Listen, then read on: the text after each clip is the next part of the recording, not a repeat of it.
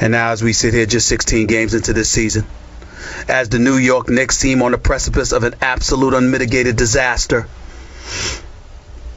there is no doubt that heads will need to roll if this continues, and we don't need to wait until the end of the season to do it.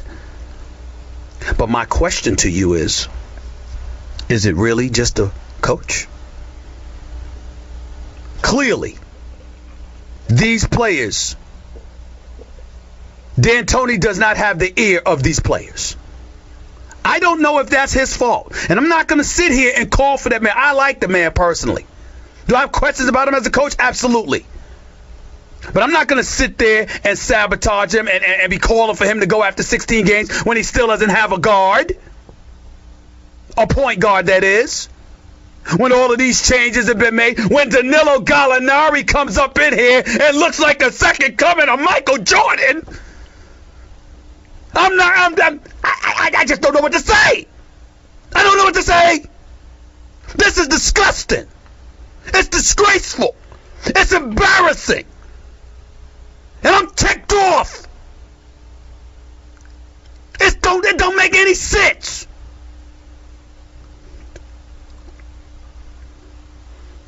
Contrary to what you may think, I'm not worried about Carmelo Anthony's shooting slump. The boy's a scoring machine. He'll be fine. I am concerned about his relationship with Amare Stoudamire. I am concerned about Amare Stoudamire basically taking 2 shots in the second half last night. He looks demoralized. He doesn't look into it. That I can blame on the coach and the players. And as I told you a little bit earlier in the hour, I have some news to report about your New York Knicks, and here it is. The Orlando Magic, I will preface my statement by telling you they have categorically denied this.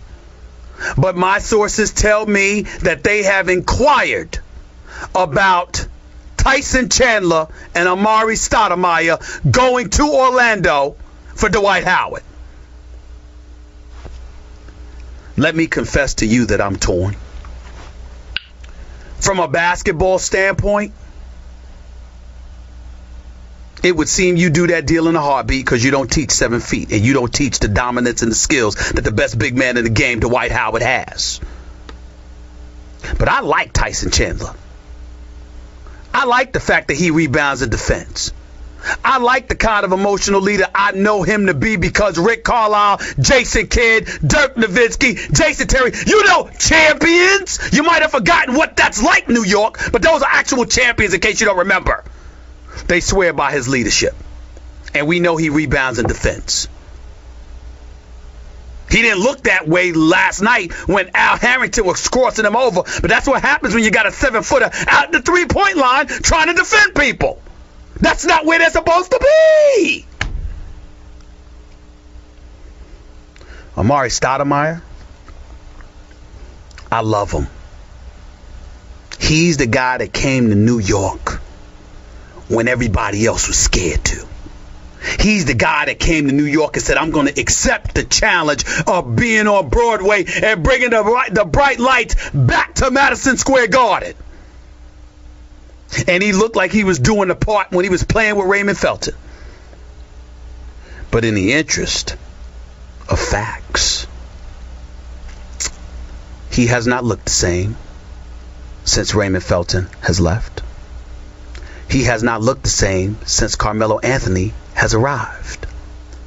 And last night, more than ever before, what I see is a guy that ain't happy about being on the floor with Melo.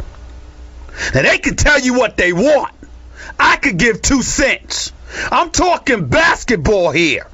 I'm talking about what I see when you are running around, setting screens for one another, creating your own shot, or feeding off your teammates and taking over.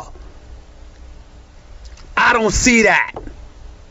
Something's wrong. And if that's the case, everybody's got to go.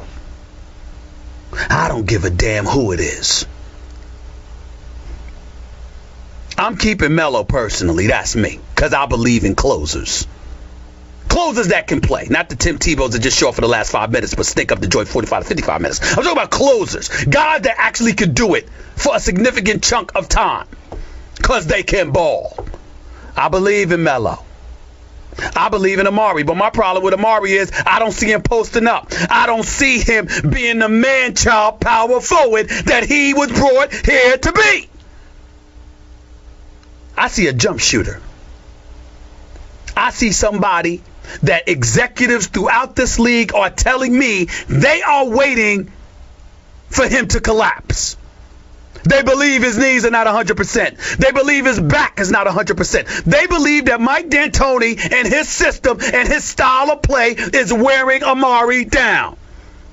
And to Amare's credit, in fairness, he has categorically and emphatically denied that there's any truth to that whatsoever. He says his health is absolutely fine. Here's my point to you, Amare. It doesn't look that way. You don't look like yourself, bruh. You look slower. You look softer. You don't look like you've got an ounce of aggression in your body right now. But more importantly than that, you look depressed. You look completely and utterly unhappy.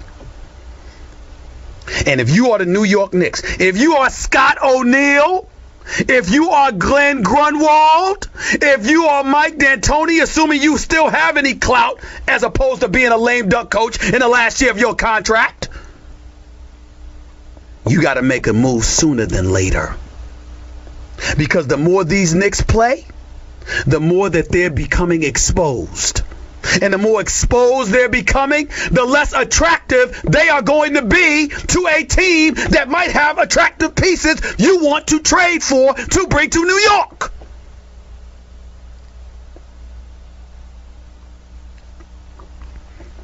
This ain't called show friends. It's called show business. And the Knicks ain't handling their business. There's nothing about the Knicks that resemble business. You raise ticket prices 49%. You sit there and you renovate Madison Square Garden. And you've got arguably one of the most formidable, best front lines in the game. And you play like garbage. This is unacceptable. Unacceptable.